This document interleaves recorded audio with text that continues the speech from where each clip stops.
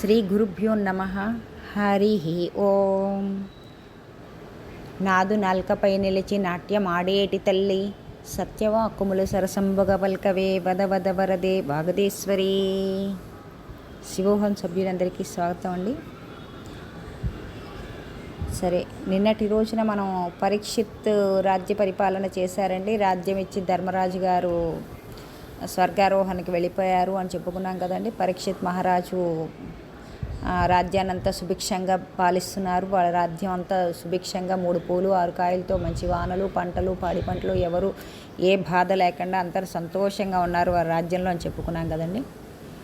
సరే, ఇప్పుడు పరీక్షిత్ మన శ్రీకృష్ణ భగవానులు కూడా మన ద్వారకా నగరానికి వెళ్ళిపోయారు కదండి. ఇప్పుడు మనకు కలి ప్రవేశం జరగాలండి. కలియుగం ప్రారంభమైందండి. కలి ప్రవేశిస్తున్నారండి. ఇప్పుడు కలియుగం ప్రారంభమైంది. మనం నేను చెప్పుకున్నాం కదండి, కలి ఒక అందుకు మంచిదేనండి. కలియుగంలో నామస్మరణ ఛాత్ర అనే మనకి ఇది అని చెప్పుకున్నాం కదండి. కలి అనేది ఒక విష పురుగు అండి, చాలా ప్రమాదకరమైన స్థితి. నిన్న చెప్పుకున్నాం కదా. మళ్ళీ మనం కలి వస్తే ఒకందుకు ఏంటంటే మన ఈ పుణ్య కార్యక్రమాలు కొంచెం మన మనసుతో చేస్తేనే చాలా ఇది అయిపోతే కలియుగం అంతా ఇది అలాని. కానీ అది చేయటానికే చాలా మనసు ఉండదు అని కూడా కలి నిరూపిస్తాడనమాట. అది కూడా మన మనశ్చేత మన చేయనివ్వడండి. అది వచ్చిన ఇప్పుడు కలియుగంలో. సరే, ఇప్పుడు అసలు ఈ కలి ఎలా ప్రవేశించారు, ఎలా వచ్చారనేది చెప్పుకుందామండి. సరే, పరీక్షిత్ మహారాజ్ మన దిగ్విజయయాత్ర చేస్తూ మొత్తం పరిపాలిస్తూ ఉండగా ఆయన దిగ్విజయయాత్ర చేస్తున్న సందర్భంలో ఒక ఆశ్చర్యకరమైన సంఘటన చూశారంటే, మనం దీన్ని కొంచెం జాగ్రత్తగా చూసుకుంటూ వెళ్దామండి. ఆశ్చర్యకరమైన సంఘటన అంటే కేవలం ఇక పురాణ గాథగా చెప్పుకుంటే వాళ్ళ ప్రయోజనం వస్తుంది అంటే అది మనం చెప్పలేం. కానీ దీన్ని ఒక సంఘటన, మనం పురాణ గాథ కానీ ఒక సంఘటనగా చెప్పుకుంటూ పరిశీలిద్దాం. మనకి భాగవతం అర్థం కావాలంటే అసలు కలి ఎలా వచ్చారో మనం తెలుసుకోవాలండి. ఒక మహాపురుషుడి ప్రవేశం జరిగే ముందు దాని వెనకాల కీలకమైన ఒక సందర్భం ఉంటుందండి. ఎలా అంటే ఎందుకు వస్తున్నారంటే దాని వెనకాల ఒక కీలకమైన సందర్భం ఏదో పెడతారు ఆయన. ఇప్పుడు సుఖ మహర్షి రావాలి, కలిపురుషుడు రావాలి, ఇవన్నీ జరగాలి కదండి. సరే, ఇప్పుడు ఒక పరీక్షిత్ మహారాజ్ దిగ్విజయ యాత్ర చేస్తూ తిరుగుతూ ఒక ప్రదేశానికి వచ్చాడండి. అక్కడ ఒక ఆవు ఎద్దు నిలబడి ఉన్నాయండి. ఒక ఆవు ఎద్దు నిలబడి ఉంటే ఈ ఆవు పక్కన పిల్లలు ఎవరూ కనపడలేదండి. పిల్లలు లేక క్షమాచారం లేక ఏడుస్తూ అలా తల్లి ఉందేమో అని అనుకుంటున్నారు. ఆవు ఏడుస్తూ కనిపించిందండి. ఆవు ఏడుస్తూ కనిపించి ఒక పక్కన ఎద్దు ఏమో 3 కాళ్ళతో ఉందండి. 3 కాళ్ళు లేవండి, ఒక కాలుతోనే ఉందండి. ఒక కాలుతోనే ఎద్దు కనిపిస్తోందండి. మనకిప్పుడు అంటే ఇక్కడ మన ఆవుని భూమాతతో పోల్చుకోవచ్చు అంటే నేను చివరిలో వస్తుంది ఈ మాట కూడా. మనకి భూమాతే కదండి అమ్మ మనకి అన్నం పెడుతుందంటే ఆ భూమి కూడా ఒక అమ్మేనండి మనకి. ఎందుకంటే భూమిలో ఆ వడ్లు పండించి మనకు అన్నం వస్తేనే కదండి మనం అన్నం తినగలుగుతున్నాం. మనం అన్నం తింటున్నాం అంటే వాళ్ళ భూమాతలో మనం ఆ వరి అవన్నీ పండించుకున్న బట్టే మనం అన్నం తినగలుగుతున్నాం కదండి. అందుకని అమ్మకి ఓర్పు అనే ఒక మంచి గుణం ఉంటుందండి. కలియుగ ప్రారంభంలోనే ఇవాళ మనం భూమి దాన్ని కోల్పోయిందండి. ఆవు ఏడుస్తూ కనపడి ఆవు ఏడుస్తూ ఆవు ఏడుపుతోనూ ఈ భూమాత ఏడుపుతోనూ కలియుగం ప్రారంభమైందండి. మనకి కలియుగ ఆరంభమే అలా ప్రారంభమైందండి. అప్పుడు ఆవు అలా ఏడుస్తుంటే పక్కనే ఒక ఎద్దు నిలబడి ఉన్నది. ఎద్దు ఏమో ఒక కాలుతో ఉందని చెప్పాను కదండి. ఎద్దుకు 4 కాళ్ళు లేవు, ఒక కాలు మీదే నిలబడి ఉంది. ఆ ఒక కాలుతో ఉన్న ఎద్దు భూమికి దేకుతూ ఉండాలి కదండి, కానీ నిలబడి కనబడుతోంది అంటే అది నిలబడినట్టుగా ఉన్న ఎద్దు మనకి 3 కాళ్ళు పోయాని ఏడవటం లేదండి. ఆవు ఏడవటం చూసి ఆశ్చర్యపోతుందండి. ఇది మనం గుర్తుంచుకోవాల్సిన రహస్యం అంటే ఆవు ఎందుకు ఏడుస్తోంది, అది గోమాత వంక తిరిగే ఉంది అందనమాట. నువ్వు ఎందుకు ఏడుస్తున్నావు అని ఎద్దు అడిగిందండి. నువ్వు ఎందుకు ఏడుస్తున్నావు మంగళపద్రాలా అందంట. నువ్వు మంగళంగా ఉండాల్సిన దానివి కదా, ఎందుకు ఏడుస్తున్నావు అందనమాట. ఆవు అంటే గోమాతని ఇక్కడ ఏంటంటే మనం ఆవు రూపంలో మనకు చెప్తున్నారండి. అసలు నిజంగా ఏడుస్తున్నది భూమాత అండి. భూమాత ఏడుస్తోంది, ఎద్దు ప్రశ్నిస్తోంది అనమాట. 3 కాళ్ళు లేని ఎద్దు ఒక కాలు మీదే ఉంది. ఆ ఎద్దు ప్రశ్నిస్తోంది. 3 కాళ్ళు లేవు ఆ ఎద్దుకి, ఒక కాలే ఉంది. ఆ ఎద్దు ఆ మాతను ప్రశ్నిస్తోంది, భూమ ఎందుకు ఏడుస్తున్నావు అని. నువ్వు మంగళప్రదురాలివి కదా, నువ్వు ఎందుకు ఏడుస్తున్నావు అని అడిగిందనమాట. ఇప్పుడు ఇప్పుడు మన అని అడిగింది. అసలు మన మనిషి విలువ ఏంటో మనకు తెలుసు కదండి. ఇప్పుడు భూమి మనకి ఎంత ఓర్చుకుంటుందండి. ఆ భూమి మన ఎంత ఓర్చి మనం గొడ్డలు పెట్టి దున్నుతూ ఉన్నా అది మనకి ఆ వరి అన్నాన్ని ఇస్తుంది. మనం కొట్టేసి నరికేసి చెట్లు నరికేసి భూమి మీద అవన్నీ చేసినా కూడా ఆవిడ మన ఇల్లులు కట్టుకోవాలని చెప్పి ఆవిడ గుండెలపైన గుణపం గుద్దినా ఆవిడ పాపం ఏమీ అనకుండా అలా మన ఇల్లు కట్టుకుని అలా ఉండగలుగుతుందంటే ఆ తల్లికి ఎంత ఓర్పండి, ఆ భూమాతకి. అసలు మనిషి విలువ ఏంటో తెలుసా అండి. అసలు భూమాత తప్పితే మన ఎవరూ తీసుకోరండి. ఒక మనిషి విలువ చెప్పాలంటే నిజంగా మన విలువ ఏంటో తెలిసి మనకి శరీరం ఉన్నప్పుడేనండి. మనలో ఈ ఊపిరి ఉన్నంతకాలమే మనకి విలువ ఇది ఇస్తారండి. ఒకవేళ మనలో ఈ ఊపిరి ఆగిపోయి మనం శవంగా మిగిలామనుకోండి, మన ఎవరు అసలు ముట్టుకోరండి. కాసేపు నా చెప్పులు పెట్టుకుంటానండి, ఇక్కడ నా వస్తువులు పెట్టుకుంటాను, మీ ఇంట్లో చూస్తూ ఉండండి అంటే నా చెప్పులు ఇక్కడ పెడతానండి, చూస్తూ ఉండండి, మీ ఇంట్లో పెట్టెళ్తానండి, తర్వాత వచ్చి తీసుకుంటాను, అలాగేనండి అక్కడ పెట్టండి అని చెప్పి పెట్టమంటారు. కానీ కాసేపు ఈ శవాన్ని ఉంచుకోండి మీ ఇంట్లో అంటే ఎవరైనా ఉంచుకుంటారండి? ఇలా మా అమ్మగారు పోయారండి, శవాన్ని మీ ఇంట్లో కాసేపు ఉంచుకోండి అంటే ఎవరైనా ఉంచుకుంటారండి? ఎవ్వరూ ఉంచుకోరండి. చెప్పులు ఉండే విలువ కూడా మన మనిషికి పోయిన తర్వాత, ప్రాణం పోయిన తర్వాత అంత విలువ ఉండదండి. అది మన మనిషి యొక్క సాధ్యం అండి. మనం ఎవరైనా ఇప్పుడు పెట్టుకోండి కాసేపు అంటే పెట్టుకుంటారా అండి? ఎప్పుడెప్పుడు తీసుకెళ్ళిపోతారా అని ఎదురు చూస్తారు చనిపోయిన మనిషిని. ఇంకెప్పుడు తీసుకెళ్తారు, ఇవాళ తీసుకెళ్ళిపోతారా అండి, ఎప్పుడు తీసుకెళ్ళిపోతారా అని అడుగుతూ ఉంటారండి. అది మన మనిషి. కానీ అప్పుడు ఆ భూమాతలోనే మా భూమాతే మన్ని కలుపుకుంటుందండి.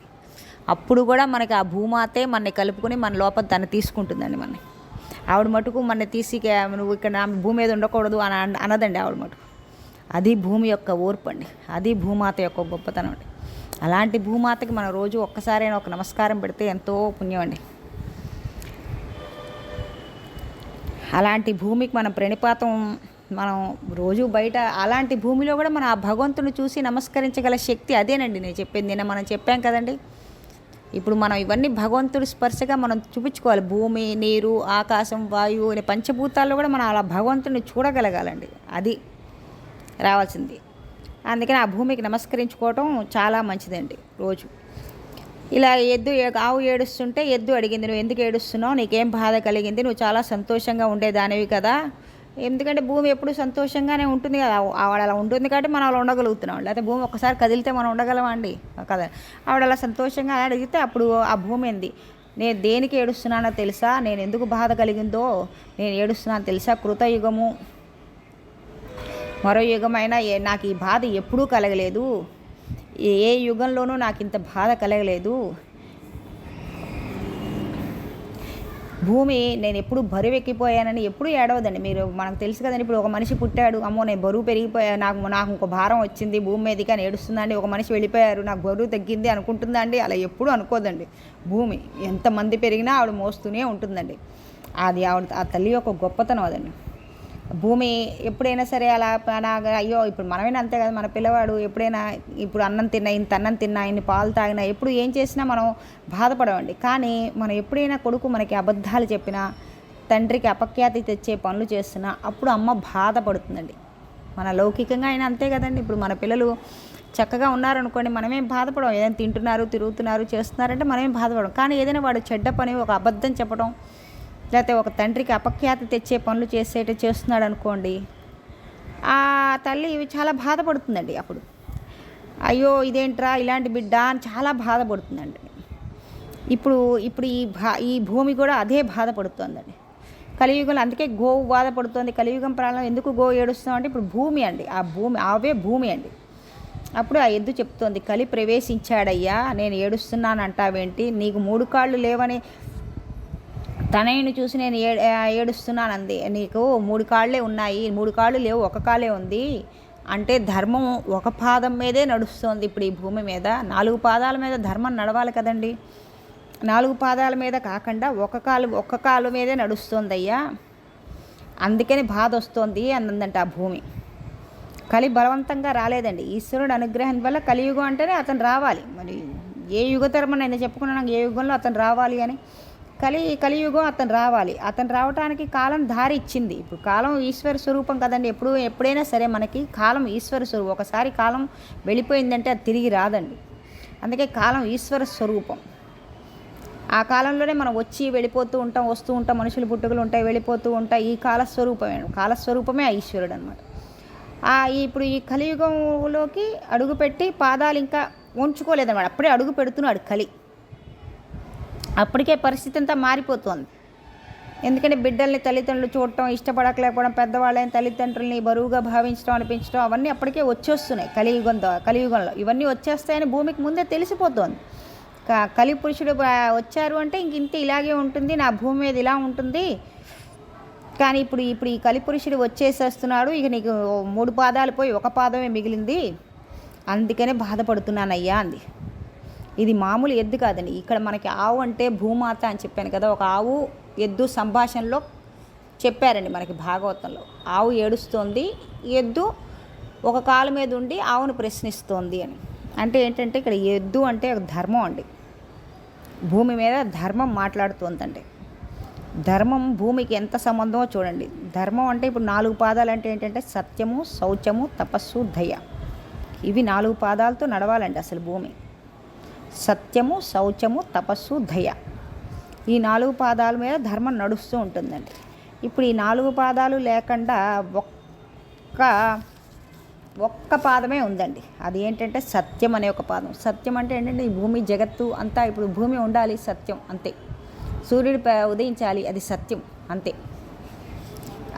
అలాంటివి ఏంటంటే అది సత్యం. ఆ సత్యం ఒక్కటే ఉందయ్యా. 4 పాదాలు, అందుకే 4 పాదాలు ధర్మబద్ధుడే వృషభంగా చెప్పారంటే మనకి ఎద్దుగా చూపించారు. అందుకే శంకరుడు ఎప్పుడు వృషభ వాహనం ఎక్కి తిరుగుతూ ఉంటారండి. మనకు తెలిసిందే కదండి. అందుకే ధర్మం మీద నడుస్తూ ఉంటారు అని. అంటే దానికి అర్థం ఏంటయ్యా అంటే వృషభ వాహనం అంటే ఏంటయ్యా అంటే ధర్మం మీద నడుస్తూ ఉంటారు. ఈశ్వరుడు ఎప్పుడు ధర్మం ఎక్కడ ఉంటుందో ఈశ్వరుడు అక్కడ ఉంటాడు అని. అది అండి. ఇప్పుడు సరే రాబోయే యజ్ఞయాగాదులు విమర్శించే వాళ్ళు ఎక్కువైపోతారు. కలి వల్ల ఏమవుతుందండి అంటే కలివి రావటం వల్ల కలియుగంలో యజ్ఞయాగాదులు చేసేవాళ్ళు విమర్శలు ఎక్కువైపోతుంటాయి. యజ్ఞయాగాదులు క్రతువులు సనాతన ధర్మం మాత్రమే ఉంటాయి. ఇక ఎక్కడా లేవు. యజ్ఞం చేయటం, అగ్నిహోత్రం ఇవన్నీ ఏమి ఉండవండి. ఇంకా వాళ్ళని చేసేవాళ్ళని చూసి కూడా హేళన చేస్తూ ఉంటారన్నమాట. ఎవరైనా దేవాలయాలు ఇప్పుడు ఎందుకురా, ఇప్పుడు ఇది అవసరమా అనుకునే వాళ్ళు పెరిగిపోతూ ఉంటారండి కలి ప్రభావం వల్ల. ఎవరు వేదం కష్టపడి చదువుకుని స్వరం తెలుసుకుని చాలా కష్టపడి ఆ స్వరంతో వేదం చెప్పుకుంటారో అటువంటి వాళ్ళకి అసలు ఆదరణే ఉండదండి ఈ కలియుగంలో. లోకంలో అసలు వేదాలని ఆదరించే వాళ్ళు ఉండరు. ఎప్పుడు తపస్సు చేసుకుంటూ ఏదో లోకల విశేష సుఖాలు అక్కర్లేదని జడలు కట్టుకుని భగవంతుడి యందు ఉన్నాడనుకోండి, వాళ్ళని రాళ్ళ పెట్టి కొట్టేసే రోజులు వస్తాయండి. ఏడో పిచ్చోడు అన్నట్టుగా. ఇప్పుడు ఏదైనా భగవంతుని పూజ చేస్తున్నా ఏం చేస్తున్నా వాళ్ళు నిష్కారణంగా విమర్శించే రోజులు కూడా బయలుదేరుతాయండి. ఇవి కలిపురుషుడు వాళ్ళలో దూరి ఇలా చేస్తారండి. వాళ్ళంతా వాళ్ళు చేసినవి కాదండి. పితృదేవతలకు తద్దినాలు పెట్టేవాళ్ళు కూడా కరువు అయిపోతారండి. పితృదేవతలు ఏడుస్తూ ఉంటారని తద్దినం పెట్టేవాళ్ళు ఒక్కళ్ళు కనబడరండి. ధర్మం పోతుందండి. ఆవులు అవమానించబడతాయి, ఆవులను కొడతారు, తిడతారు, ఆవుల్ని తోళ్ళు తీసేసి అమ్ముకుంటారు. ఇవి కలియుగం ప్రారంభంలో చెప్పారండి. వీళ్ళందరూ బాధ గురించి అవడంతో ప్రారంభం అవుతుందండి. ఇది కలియుగం ఇలా ప్రారంభం అవుతుంది. ఎందుకు ఏడుస్తున్నావయ్యా అంటే ఇవన్నీ జరుగుతాయి కలియుగంలో, అందుకనే నేను ఏడుస్తున్నాను. ఇందులో ఇప్పుడు ఈ 1 పాదమే ఉంది కదా, అందుకని ధర్మస్వరూపమైన నువ్వు ఇప్పుడు 1 పాదంతో ఉండాలి నా మీద, అందుకే నాకు ఇంత భారంగా ఉంది భూమి అని బాధపడుతూ ఉంటుందంట. చూసారా భూమికి అంత బాధ వచ్చిందంటే, భూమి అంటే ఆ మాతకి ఆ తల్లికి అంత బాధ వచ్చిందన్నమాట కలియుగం రాగానే.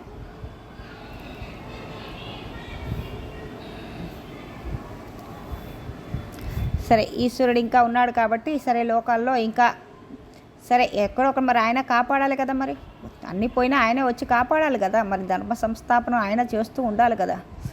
ఇంకా ఇప్పుడు ఈ లోకంలో ఇప్పుడు చెప్పే కదా 4 పాదాల్లో లేకపోయినా 1 పాదం మీద ఉన్న అధర్మంగా ఉండేవాడు కూడా 3 పాదాలు వాడు తిడుతూ ఉంటాడు. జ్ఞాపకం పెట్టుకోవాలి. ఇక్కడ అన్ని ధర్మాలు తెలిసిన దేవుడి గురించి తిట్టేవాడు కూడా ఈ లోకంలో ఉంటూ ఉంటాడు. దేవుడు అనేవాడు ఉన్నాడా, లేడు, కాబట్టి వాడు తిడుతూ ఉంటాడు దేవుని. కానీ వాడు తిన్నది జీర్ణం చేసేది దేవుడే. కదండి. వాడు ఇప్పుడు అన్నం తింటున్నాడే దాన్ని జీర్ణం చేసేసి లోపల ఆ జీర్ణశక్తి నుంచి వాడికి శక్తిని ఇస్తుంది కూడా ఆ భగవంతుడి లోపల నుంచి. కానీ అది వాడికి తెలియదు కదండి. అందుకని వాడు ఆ లోపల ఆ ఊపిరిని వాక్కుగా మారిస్తే వాడు అలా తిడుతూ ఉంటాడనమాట. కానీ అందులో ఉన్నది భగవంతుడే అండి. ఆయన తిట్టేవాడు వాళ్ళలో ఉన్నది భగవంతుడే. కానీ ఆ కలి ప్రభావం చేత వాడు ఏంటంటే అలా తిడుతూ ఉంటాడనమాట. కాబట్టి ఈశ్వరుడు ఉన్నాడు కాబట్టి ఇంకా భూమాత కాస్త ఆ మాత్రం మన ఇంకా భరిస్తూ అలా ఉందన్నమాట.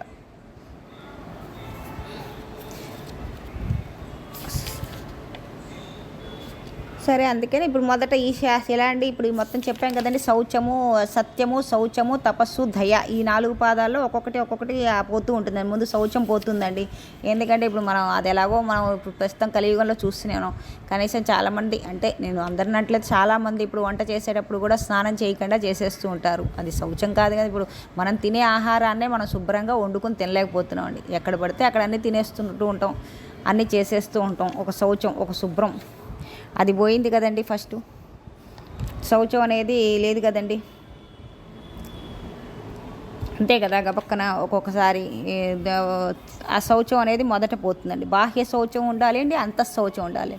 బాహ్య శౌచం ఎలాగో పోయిందండి. బాహ్య శౌచం బాహ్య శౌచం అంటే మడి తడి అని కాదండి. ముందు మనకు శౌచం అంటే శుభ్రత అండి. ముందు మనం శుభ్రంగా మన ఒంటిని శుభ్రం చేసుకుని మనం ముందు శుభ్రం చేస్తే అది బాహ్య శౌచం అంటారు. అంతఃశౌచం మన మనసు అండి. మన మనసులో లోపల ఇప్పుడు మనకు అంతఃశౌచం కూడా బాహ్య శౌచము లేదు, అంతఃశౌచం అంతకన్నా లేదండి. ఇప్పుడు అందరికీ అని నేను అంటలేదు, చెప్తున్నా. ఇప్పుడు కలి ప్రవేశించారు కాబట్టి మ్యాక్సిమం ఏంటంటే కలియుగంలో అందరూ ఇలాగే ఉండాలండి, ఇలాగే ఉంటారండి. దుష్ట సంఘం వల్ల శౌచం పోతుందండి.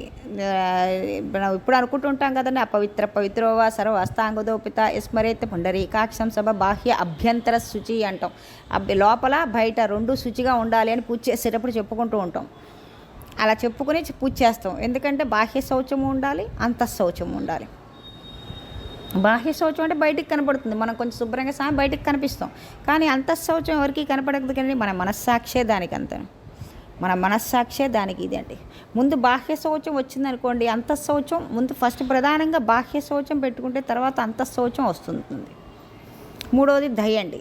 దయ దేనివల్ల పోతుంది అంటే అహంకారం అండి. ఈ కలియుగంలో అందరికీ అహంకారం, నేను, నాది, నా వల్ల, మనం అనుకున్నాం కదండి, ఏదైనా జరిగితే అది నా వల్లే జరిగింది అన్న అహంకారం మనకి అంత ఉంటుందండి.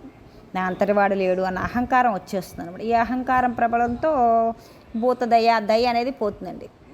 భూత దయ నశిస్తుంది. దయపోవటం వల్ల అహంకారం స్థానం వచ్చేయడం వల్ల ఇంకా ఇంకో స్థానం పోయింది ధర్మానికి. అలా దయ, శౌచము అది పోతుందండి. తపస్సు, అసలు భగవంతుడి కార్యక్రమాల మీద మనసు వెళ్ళకపోవడం, ఇలాంటివన్నీ జరుగుతూ ఉంటాయండి. ఇది కలి ప్రవేశిస్తే ఇలాంటివన్నీ జరుగుతూ ఉంటాయండి. అప్పుడు ఇలా జరుగుతున్న టైంలో అప్పుడు పరీక్షితుడు వచ్చి ఇప్పుడు ఇలా చెప్పే దిగ్విజయ యాత్రకి వెళ్తున్నప్పుడు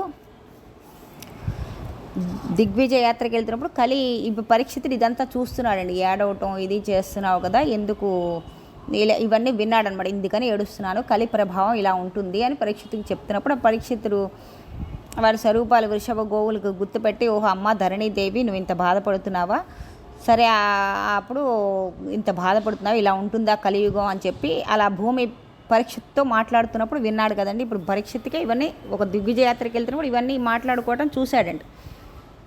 అప్పుడు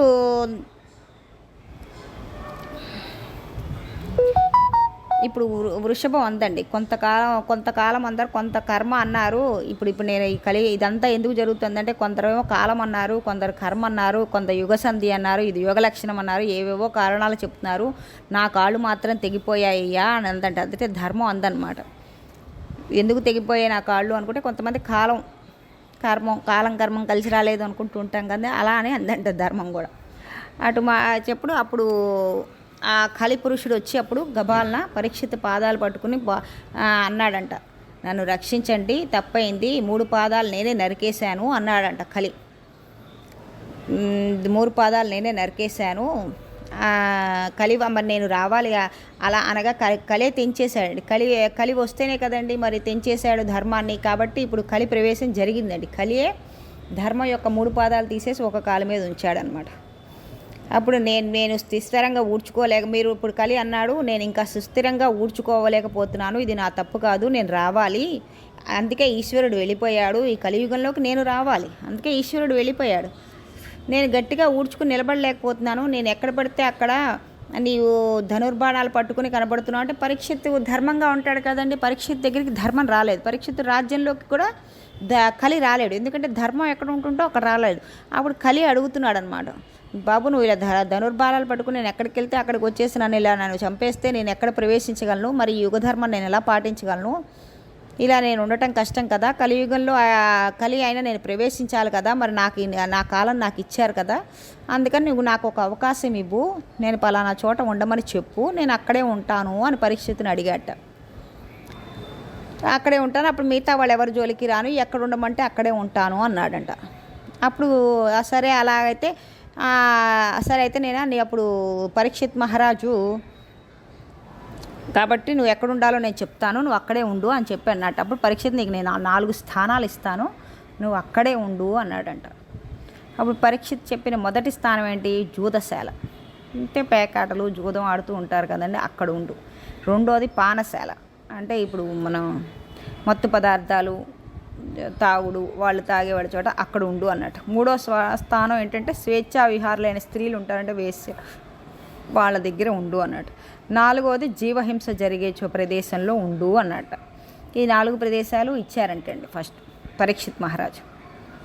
అంతే కదండి. ఇప్పుడు జూదశాలలో పానశాలలో ఏంటంటే అక్కడ ఇప్పుడు అబద్ధం ఆడతాడు, జూదం అంటే డబ్బుల కోసం అబద్ధం ఆడతాడు, జూదం ఆడాలని వేసిన డబ్బుల కోసం అబద్ధం ఆడతాడు. తాగుశాలలో ఇది పానశాల అంటే అక్కడ తాగి ఏం బాగుతాడో ఏం చేస్తాడో తెలియదు. ఈ వేసి అంటే అందరినీ బస్ట్ బయలు చేస్తూ ఉంటుంది. ఇలా జీవహింస జరిగే చోట అంటే జీవులందరినీ చంపేస్తుంటే ఇంకా ఎక్కడ ఉంటుందండి, తెలిసిన సంగతే కదా. అందుకని ఈ 4 ప్రదేశాలే ఇచ్చాడనమాట పరీక్షిత్ మహారాజు. ఈ పరీక్షిత్ మహారాజు 4 ప్రదేశాలు ఇచ్చేసరికి అంతే కదా. ఇప్పుడు అందుకే జ్యోతిశాల పానశాలలో మనం ఏంటంటే గబక్కన పానశాలకు వెళ్ళి వాడు ఇష్టం వచ్చినట్టు వాగుతూ ఉంటాడు, తాగిన మత్తులో ఏం వాగుతాడో వాడికే తెలీదు, ఏం చేస్తూ ఉంటాడో నాకే తెలీదు. జీవహింస ఇంకోటి 4వది జీవహింస. జీవహింస అంటే మనం ఒక జీవుల్ని చంపడం ఒకటే కాదండి, మనకి ఈశ్వరుడు నోరిచ్చాడు కదా అని చెప్పి మన ఎదుటి వాళ్ళ మనసులు ముక్కలైపోయేటట్టుగా మాట్లాడటం కూడా జీవహింసేనండి. ఒక్కొక్కళ్ళు మాట్లాడితేనండి ఎదుటి వాళ్ళ మనసు చాలా గాయపడుతుందండి. ఆ గాయపడేట్టుగా మనం చేయకూడదండి. ఎంత బాధ ఉన్నా మనకి మన ఎదుటి వాళ్ళ మనసు మన మాట ద్వారా గాయపరిచేట్టుగా చేయకూడదండి, అది కూడా ఒక జీవహింసే అంటండి. సరే ఇప్పుడు ఇలా ఈ 4 స్థానాల్లో ఉండు అని చెప్పి పరీక్షిత్తునికి వెళ్ళిపోయాడు. అప్పుడు పరీక్షిత్ చెప్పేసరికి సరే వెళ్ళిపోయిన తర్వాత కొంతకాలం అయిన తర్వాత కలి అనుకున్నాడు, అసలు ఈ పరీక్షిత్ యుగంలో ఇప్పుడు ఇలాంటి 4 చోట్లు పరీక్షిత్ ధర్మంగా పాలిస్తాడు కదంటే ఆ ధర్మప్రభులు ఆ ప్రజల్లో పరీక్షిత్ దగ్గర ఇలాంటివి ఏవీ కనిపించలేదండి ఇప్పుడు కలి ప్రవేశించడానికి. అంటే పరీక్షిత్ కాలంలో రాజ్యం చేసే రాజ్యంలో ఇలాంటివి ఏమీ లేవు, అందరూ సుభిక్షంగా ఉన్నారన్నమాట. ఈ ఒక 4 ఒకళ్ళు పట్టుకున్నా ఇంకా మిగతా కలి ఒక్కసారి పట్టుకున్నట్టు మిగతా లాగేయచ్చు. కానీ ఒక దాంట్లో కూడా పరీక్షిత్తు ఎప్పుడెప్పుడు 4 చోట్ల ఉంటాడని పరీక్షిత్ చెప్పాడు, కానీ అందరూ చాలా జాగ్రత్తగా పరీక్షిత్ గబక్కన ఎవరు ఎక్కడికి వెళ్ళకుండా ఆయన ధర్మపాలనగా ఆయన ఎవరికి ఏం కావాలో అవన్నీ ఆయన పరీక్షిత్ దగ్గర నుండి చూసుకున్నాడండి. అప్పుడు కలిపురుషుడు అన్నాడు, కలిపురుషుడు చాలా తెలివితేటలుగా అప్పుడు ప్రజలు మభ్యపెట్టగలడు. ఇప్పుడు కలి పరీక్షిత్ అయ్యా మీరు నాకు 4 స్థానాలు ఇచ్చారు, కాటన్ వేడి నేను ఊడ్చుకొని తిరిగి స్థానం లేదు కనుక ఇంకొక స్థానం ఇవ్వండి అన్నాడు. ఎందుకంటే ఇప్పుడు నలుగురు ఇప్పుడు ఈ ప్రజలు ఎవరు ఇప్పుడు పరీక్షిత్ మహారాజ్ రాజ్యంలో ఎవరు దీనికి వెళ్ళట్లేదు, అందరూ బాగున్నారు సుభిక్షంగా, రాజ్యం అంతా బాగా పరిపాలిస్తున్నాడు, బాగా ఉందన్నమాట. కానీ ఇప్పుడు నాకు ఇంకో స్థానం ఇవ్వయ్యా అన్నాడు. అప్పుడు పరీక్షిత్ ఇంకొక స్థానం ఇప్పచ్చండి అనగానే అప్పుడు గబాల పరీక్షిత్ చేసిన తప్పేంటయ్యా అంటే పరీక్షిత్ గబాల నేను నీకు బంగారం నందు స్థానం ఇచ్చాను అన్నాడండి. చాలు మహాప్రభు అని కలికి వెళ్ళిపోయాడండి. కలి వెళ్ళిపోయాడండి. అంతే, ఈ బంగారం స్థానం ఇచ్చాను అనేసరికి కలి వెళ్ళిపోయాడు మొత్తానికి. బహుశా ఆ రోజుల్లో అంటే అందరూ ఆత్మజ్ఞాన ప్రబోధం బంగారాన్ని యందు లోభం ఉండేది కాదేమో, బంగారం కోరుకునేవారు కాదేమో అప్పుడు, అందుకనే కలి అక్కడ ఇచ్చిన ప్రమాదం ఏం లేదులే అని పరీక్షించి భావించి ఉండవచ్చేమో, మనకి తెలియదు కదండి. పరీక్షిత్ ఒంటి నిండా బంగారమే, అది చాలు కదా కలి పరీక్షిత్తులో ప్రవేశించడానికి కూడా. అంతే. అతన్ని నాశనం చేయటానికి ఇంకా కలికి ఇంకా ఏముందండి, ఒక ఆయుధం దొరికింది. కలి బంగారు పెట్టుకున్నాడు కదండి. కలిలో ముందు ఫస్ట్ పరీక్షిత్తులోకి వెళ్ళిపోయాడండి. వెళ్ళిపోయేసరికి కలి పురుషుడు పరీక్షిత్తులో ప్రవేశించగానే అసలు ముందు వెంటనే పరీక్షిత్ ముందు వేటకు బయలుదేరాడండి. వేటకు బయలుదేరి జీవహింస చేయడానికి ముందు బయలుదేరాడండి. అసలు అంటే రాజులు సాధారణంగా వేటలు వెళ్తారు. ఎప్పుడు వెళ్తారండి? జానపదులు అక్కడ ఉండేవాళ్ళు, అడవుల దగ్గర ఉండే వాళ్ళందరూ ఏంటంటే, బాబు క్రూరమృగాల సంఖ్య పెరిగిపోయింది, అవి మా మీదకి దాడి చేయకుండా రావడానికి మీరు కాపాడండి అని రాజుగారి దగ్గరికి వచ్చి ఆ జానపదులు మొత్తుకుంటే, ఆ రాజుగారు వాళ్ళ ఈ జీవుల్ని బతికించడం కోసం ఆ క్రూర మృగాలను వేటాడతాడని. అంతేగాని జంతువుల్ని సరదాగా చంపడానికి ఎప్పుడూ రాజులు వెళ్ళకూడదండి, అది ధర్మం కాదండి. కానీ ఇప్పుడు పరీక్షిత్ మహారాజ్ జంతువుల్ని చంపుదామని ఆలోచన పుట్టింది. అతను వేటకు వెళ్ళిపోయాడు. వేటకు వెళ్ళిపోయి తనకి వేటకు వెళ్ళేసరికి ఇంకేముంది, వేటకులో దప్పిక దాహం వేసిందండి. అతను వేటాడుతూ వచ్చాడు. దప్పిక దాహం వేసేసరికి పరీక్షిత్ ఇంకా బుద్ధి భ్రసిస్తూ ఉంటుంది కదండి. కలి ప్రవేశించాడు కదా. అతని దగ్గరలో ఉన్న మహారాజ్ ఒక మహర్షి ఆశ్రమం ఉందండి. అక్కడ ఆశ్రమానికి దాహార్తి కోసం వెళ్ళాడండి.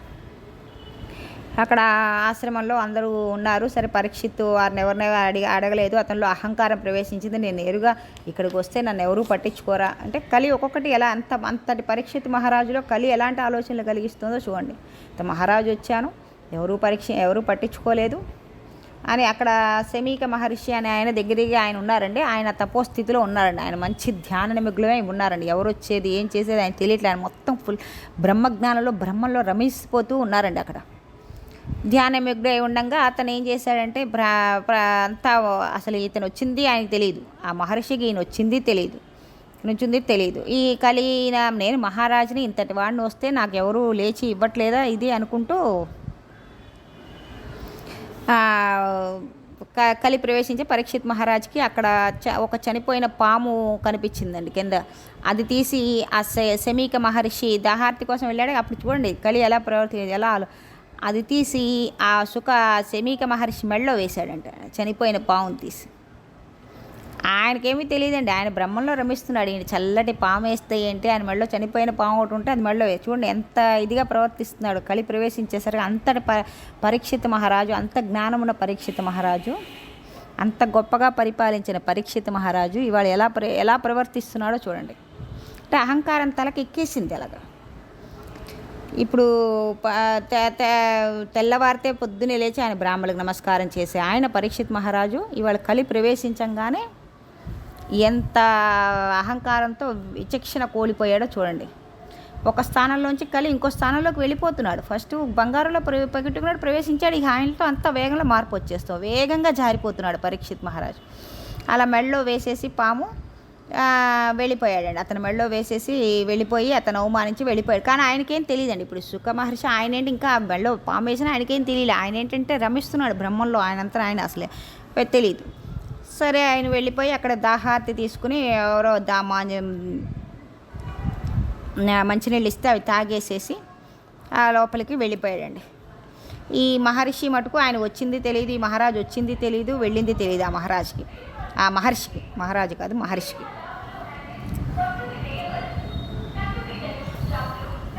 సరే, అంత కాబట్టి అందరూ బాగుండాలి అని భగవద్గీత చెప్పుకుంటూ ఉండే ఆ సుఖ మహర్షి జోలికి, ఆ శమీక మహర్షి జోలికి మటుకు ఆయన జోలికి వెళ్ళలేకపోయాడండి కలి. ఎందుకంటే ఆయన బ్రహ్మంలో రమిస్తూ ఉన్నాడు, ఆ ఈశ్వరుడి పాదాలు పట్టుకుని ఉన్నవాడు కాబట్టి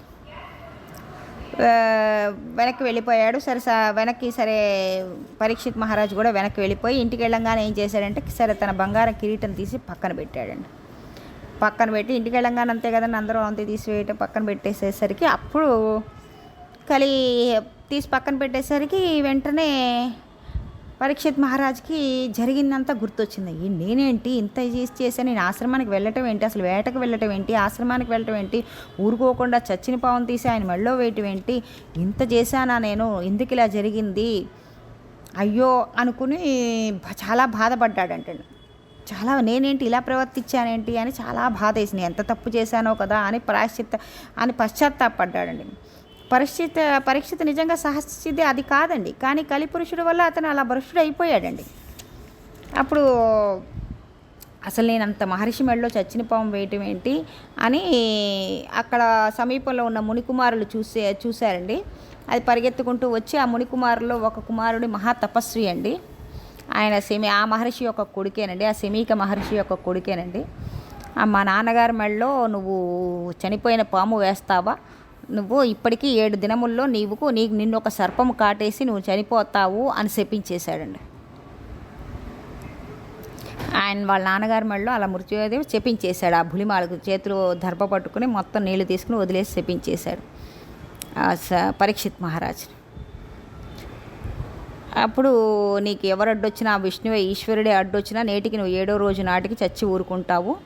తక్షకుడే ఒక సర్పం, మహాసర్పం ఒకటి కాటు వచ్చి నువ్వు మరణించదుగాక అని శపించి అక్కడ వెళ్ళిపోయాడండి. అప్పుడు ఆ పిల్లవాడు ఆ తండ్రి దగ్గరికి వెళ్ళి ఈ లోపల తండ్రికి బాహ్య స్మృతి వచ్చిందండి. అప్పుడు ఆ తండ్రి ఆ పిల్లవాడిని అప్పుడు పిల్లవాడు ఏడుస్తూ ఉన్నాడండి. ఎందుకు నాయన ఏడుస్తున్నావు అంటే, నేను ఇలా ఒక మహారాజు వచ్చాడు, మహారాజు వచ్చి నీ మెడలో ఇలా చనిపోయిన పాము వేశాడు, నాకు చాలా కోపం వచ్చి నేను వెంటనే ఇలా శపించాను అని చెప్పేసరిగా, నాయన ఎంత పని చేసావు, రాజు అంటే విష్ణు అంశేనాయన, ఇది కలి ప్రభావం నాయన అని వాళ్ళ నాన్నగారు కలి ప్రభావం నాయన. పరీక్షిత్ మహారాజు అంటే చాలా గొప్ప పరిపాలకుడు, ఆయన లేకపోతే ఆయన ఉంటేనే మనకు ఆ రాజ్యం సుభిక్షంగా ఉంటుంది, అలాంటిది ఆయన నువ్వు శపించావా, అయ్యో ఎంత పని చేసావు నాయన, ఇదంతా కలి యొక్క ప్రభావం అని ఆయన కూడా వాళ్ళ అబ్బాయితో చెప్పాడంటండి. సరే ఇక వాళ్ళ నుంచి కలికి అర్థమైపోయింది కదండి. ఇప్పుడు పరీక్షిత్కి అంతా మొత్తం ఇవాళ నుంచి 7వ రోజు నా శరీరం విడిచిపెట్టేస్తాను, ఇంకా సర్లే నాకు అయిపోయింది, నేను చేసిన పాపానికి నేను అనుభవించాలి అనుకున్నాడండి. అందుకని ఇంకా 7వ రోజు శరీరం విడిచిపెట్టేస్తానని ప్రాయోపవేశం చేద్దామని గంగ ఒడ్డుకు వెళ్ళారండి.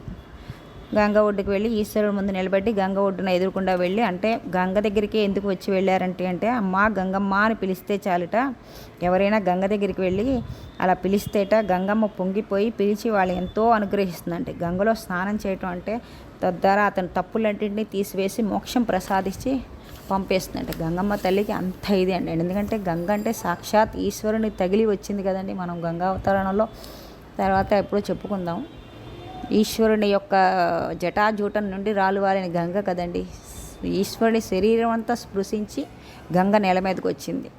అటువంటి గంగలో స్నానం చేయటం అంటే మన పాపాలన్నీ పోతున్నట్టే కదండి.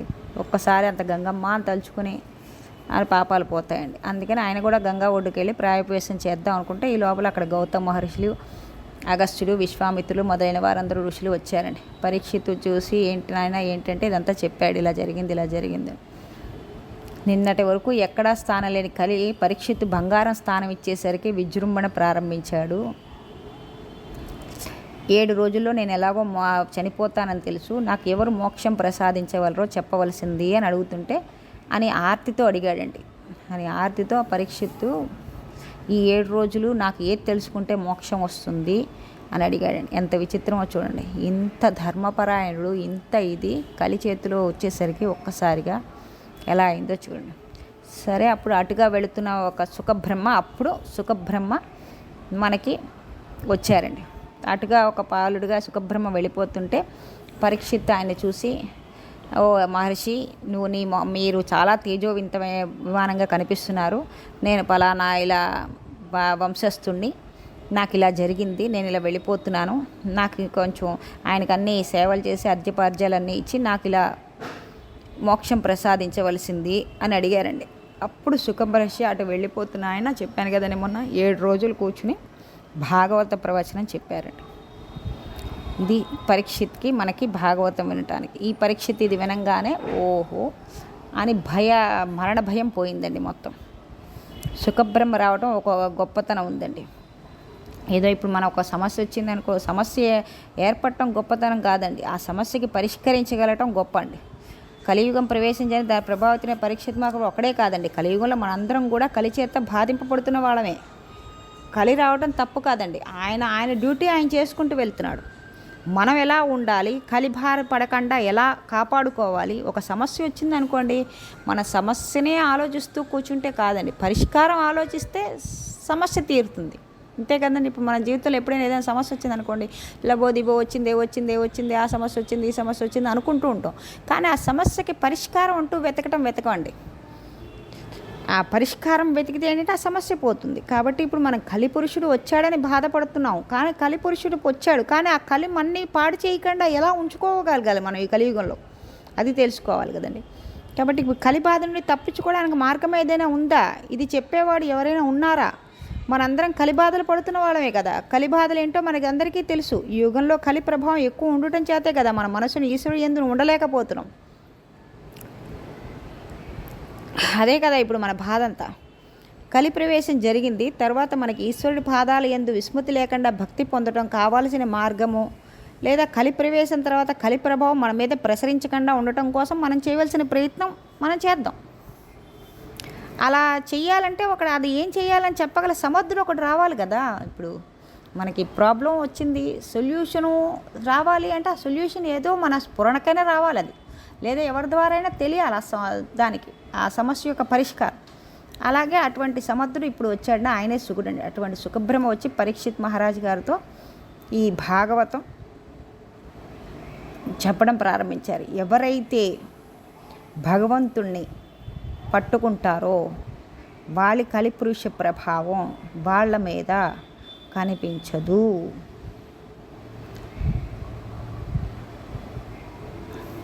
అది అండి,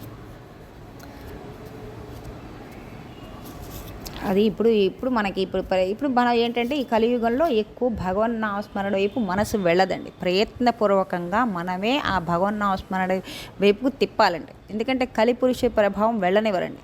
అది మనకి తెలుసుకుని వెళ్ళనివ్వట్లేదు, బలవంతంగా అయినా వెళదాం, ఒక్కసారి శరణాగతి వెళ్తే ఇంకా ఆయన తిప్పుకుంటాడు. అప్పుడు బాబు వీడు నా దగ్గరికి వస్తున్నాడు, నువ్వు ఆగు, నీ ప్రభావం చూపించుకుని కలి ప్రభావం ఆయనే చెప్తూ ఉంటాడు. వీడి మీద తగ్గించు కాస్త తగ్గించు ప్రభావం అని చెప్తూ ఉంటారండి. అది అండి ఇప్పుడు ఇది అండి, ఇలా వచ్చిందండి మన కలియుగంలో కలి ప్రవేశం. కాబట్టి ఇప్పుడు మనం అందరం ఈ కలియుగంలోనే ఉన్నాం.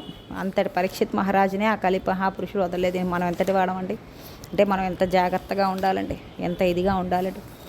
సరే, ఇక్కడ ఇప్పుడు మనం రేపు భీష్ముని కథ అని ఒకటి, భీష్మాచార్యుల వాళ్ళ కథ ఒకటి ఉందండి. అది కూడా చెప్పుకుంటే మనకి ప్రథమ స్కందంలో మ్యాక్సిమం మనకి తెలిసినంత వరకు చెప్పుకుంటాం అవుతుందండి.